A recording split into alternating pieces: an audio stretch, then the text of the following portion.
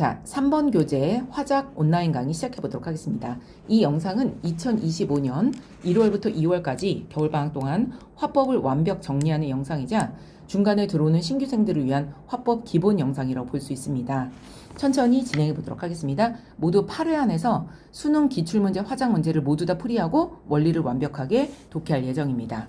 먼저 1주차는 화법의 원리와 화법 중에서 가장 많이 출제되는 발표 연설 강연까지 진행해 보도록 하겠습니다. 먼저 이 영상을 보려면 문제를 다 풀어야 돼요. 문제를 다 풀고 선생님 영상을 듣고 그 다음에 다음 주에 와서 시험을 보는 그런 구조입니다. 화법은 엄매처럼 문제가 되게 어렵지 않기 때문에 다 맞아야 통과입니다. 자, 먼저 시작해 보도록 하겠습니다. 화법은 말하기 상황에 관계된 문제입니다. 화법은 말하기 상황에 관계된 문제입니다. 먼저 말하기 상황은 크게 6가지고요. 거의 최근 몇 년 동안 화법 1번 문제는 발표 연설 강연으로 시작하는 경우가 많았습니다. 이런 화법의 상황에서 화자는 어떤 말하기 방식을 썼는지, 청자는 어떤 듣기 방식을 썼는지, 화자와 청자가 주고받은 언어적인 메시지, 반언어적인 표현, 반언어, 언어에 동반되는 성량, 억양, 속도, 말투 같은 거고요. 비언어적인 표현, 언어에 동반되는 자세, 손동작, 몸짓, 표정 같은 것들을 비언어적인 표현이라고 합니다. 화법에서 주로 물어보는 건 화법의 상황에서 이 상황은 주로 문제 속에 드러나기 때문에 굳이 파악할 필요는 없고요. 화자는 어떤 말하기 방식을 썼는가, 청자는 어떤 듣기 방식을 썼는가, 그들은 어떤 말을 주고받았고 거기에 동반되는 말투 같은 건 어떤 것들이 있었고 동작 같은 것들은 어떤 것들이 있었나. 좀 더 추가적으로 보면 요즘은 아무래도 그 영상 같은 디지털 매체들이 많이 발달됐기 때문에 혹시 말하면서 동반되는 사진 또는 동영상 또는 여러 가지 시각 자료 또는 뭐 설문조사, 통계 자료 같은 것들, 그런 것들의 타당성 이런 것들을 많이 물어보고 있습니다. 자, 그러면 화법 유형은 어떻게 출제가 되느냐? 먼저 화자는 어떤 말하기 방식을 썼는지, 청자는 어떤 듣기 방식을 썼는지 물어보는데요. 화자의 말하기 방식은 이 화법의 상황에 따라 조금씩 다르기 때문에 그건 섹션별로 영역별로 정리해 주도록 하고요.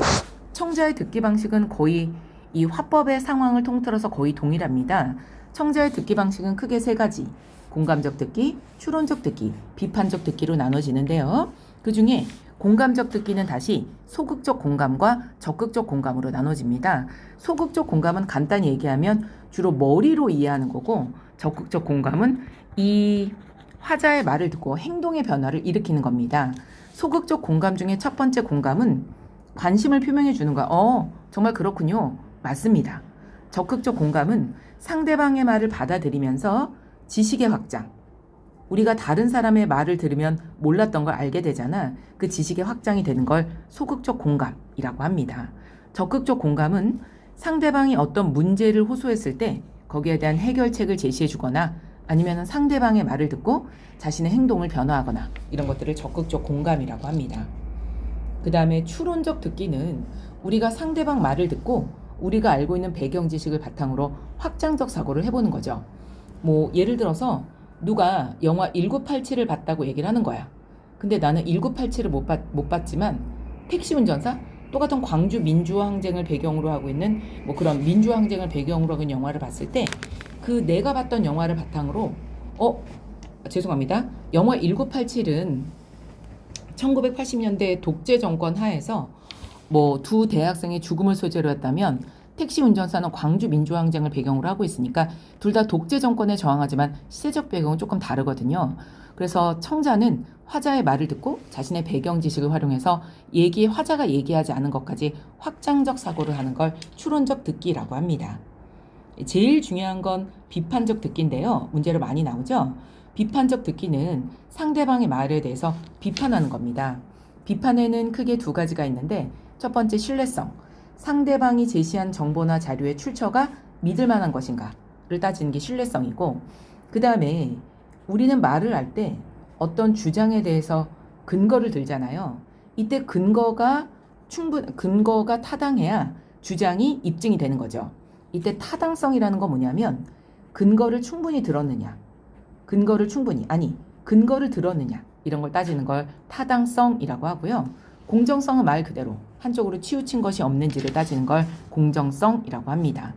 자, 비판적 듣기 중에서 화자가 말한 자료의 신뢰도를 따지는 거 신뢰성 비판.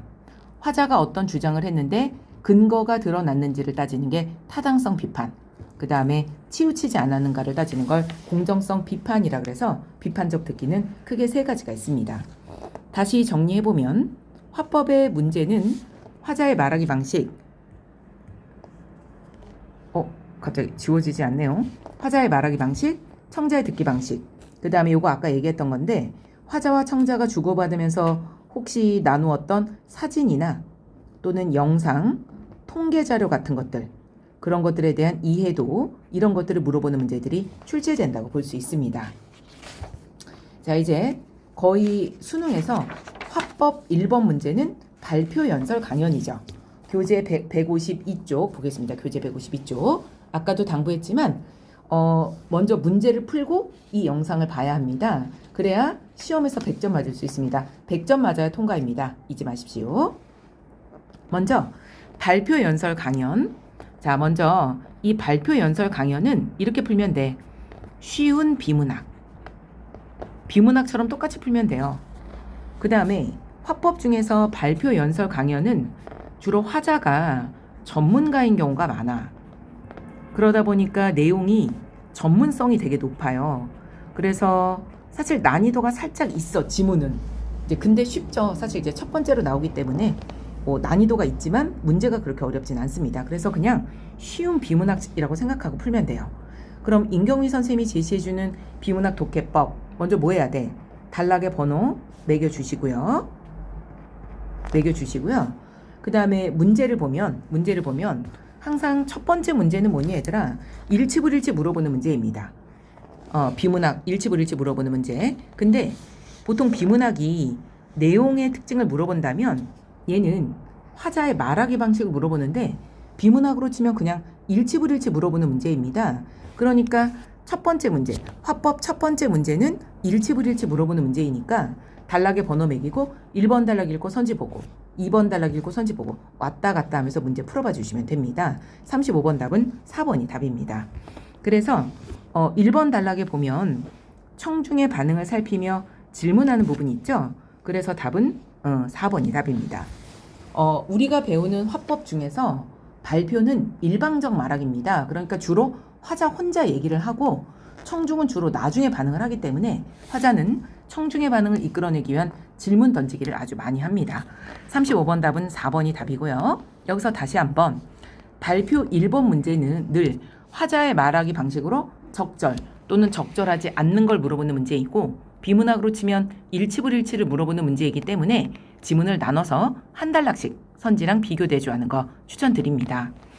그 다음에 화법 두 번째 문제. 자, 2024년도 수능 문제인데 어때 얘들아? 오답률이 조금 높았죠? 두 번째 문제는 이 화법 발표를 준비하면서 사용한 자료, 그러니까 사진, 영상 이런 것들의 타당성을 물어보는 문제입니다. 비문학으로 치면 밑줄 친 부분의 의미 물어보는 문제인데 밑줄을 중심으로 앞뒤 문맥 구조 보면 되죠.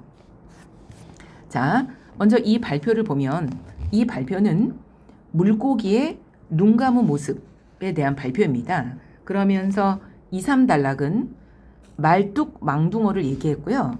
네 번째 단락은 꾸꾸리를 얘기하고 있습니다. 그러면서 말뚝망둥어의 눈 감은 모습을 보여주기 위해서 동영상 자료를 활용했고요. 그 다음에 꾸꾸리의 눈 감은 모습을 보이기 위해서 사진을 활용했습니다. 자, 그러면 한번 진행해 보도록 하겠습니다. 자, 36번. 애들이 가장 많이 틀린 문제는 36번 답 4번인데요. 먼저 여기 보겠습니다. 두 번째 단락. 물고기가 눈 감는 모습을 보여주기 위해서 말뚝망어의 동영상을, 꾸꾸리의 사진을 이용했죠. 그러면 36번에 4번 애들이 제일 많이 선택한 오답. 두 물고기의 눈 개폐 양상을 보여주기 위해 말뚝망어의 동영상, 말뚝망둥어의 동영상 두 번째 단락, 꾸꾸리의 사진 네 번째 단락. 타당성 있습니다. 왜 이렇게 많이 틀렸을까? 선지가 두 단락으로 구성돼서 그런 건 아닐까? 자, 그러면 답은 5번인데 5번이 왜 틀렸을까? 네 번째 단락으로 가보면 자, 꾸꾸리의 두 사진을 제시했죠. 왼쪽 사진은 빛을 줄이기 위해, 오른쪽 사진은 어두운 곳에서 왼쪽 사진과 오른쪽 사진을 나란히 놓고 설명하고 있습니다. 그러면 36번에 5번 꾸꾸리 눈이 개폐된 모습의 차이를 드러내기 위해 맞죠? 두 사진을 맞죠? 순차적으로가 아니라 동시에 선지함정 어렵지 않죠? 답은 5번이 답입니다. 자, 이제 37번. 자, 발표 세 번째 문제는 항상 청중의 반응을 물어보는 문제입니다. 아까 배웠죠? 청중의 반응은 크게 세 가지. 공감하기, 추론하기, 비판하기 있습니다. 따져보겠습니다. 학생 1. 눈꺼풀이 없는 다른 물고기들은 눈으로 들어오는 빛의 양을 어떻게 조절하는지 설명이 빠져 있다. 그래서 어때 얘들아? 비판적 듣기 하고 있죠. 그러면서 타당성, 설명이 부족하다, 근거가 부족하다, 타당성을 비판하고 있습니다. 학생 2.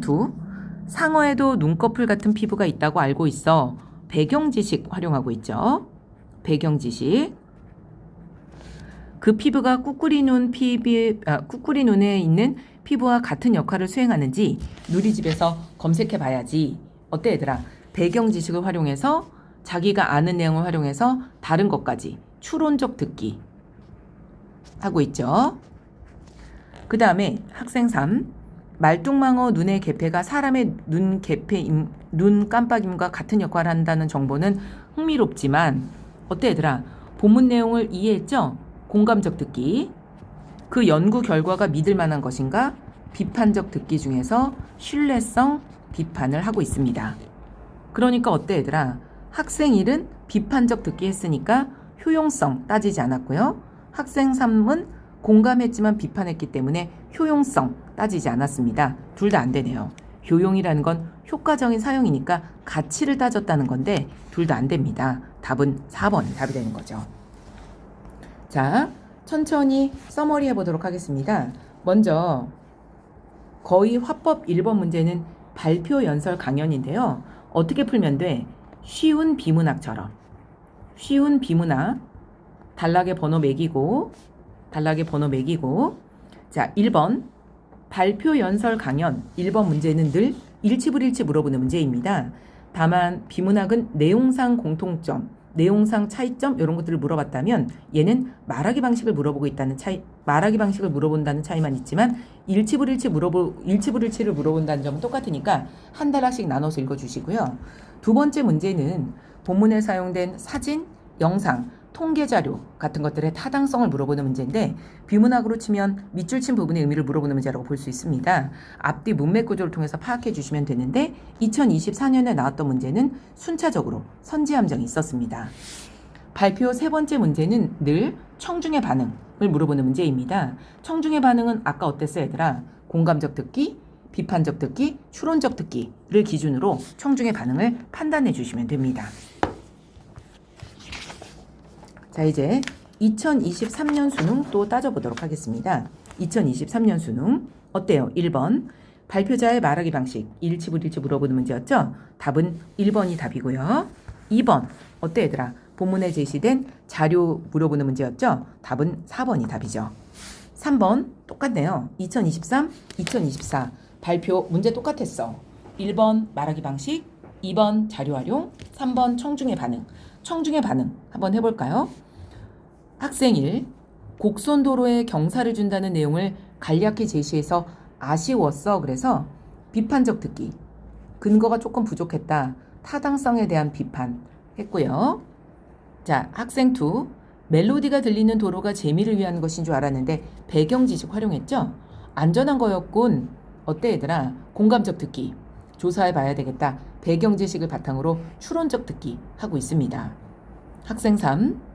미세한 유리 알갱이를 차선에 바르는 방법이 무엇인지 밤에도 터널 구간별로 밝기가 다른지 더 알고 싶다. 그래서 본문에 없는 내용을 비판적 듣기 또는 뭐 얘는 추론적 듣기라고 해도 되죠.